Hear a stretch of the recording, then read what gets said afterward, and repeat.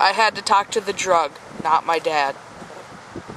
A few days later, my mother had court for my brother's troubles, and one of the legal people there approached my mother saying they got a report from the school that one of their daughters was afraid of their dad.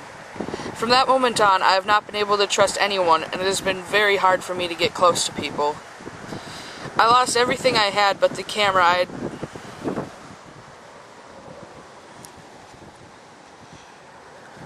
The next summer, I got my first job.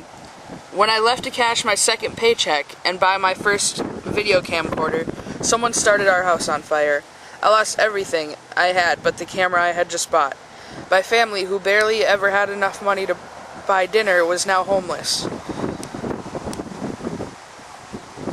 We luckily got a few days from the Red Cross, and my parents were luckily able to get a loan to buy a new house. But we still had to do the deconstruction and removal of the house ourselves. At this point, being 15, I now had to buy everything I needed for myself, which I felt understandable. The end of September, beginning of October, my sister began having bad pains. When the hospital determined what was wrong, they told us she needed emergency surgery or she could die.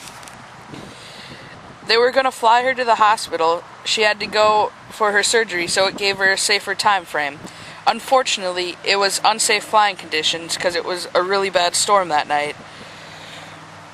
So they had to take her in an ambulance. My mother had to get some stuff from home, and they wanted me to go with my sister in the ambulance, but the night before I had a horrible dream about my mother driving alone, which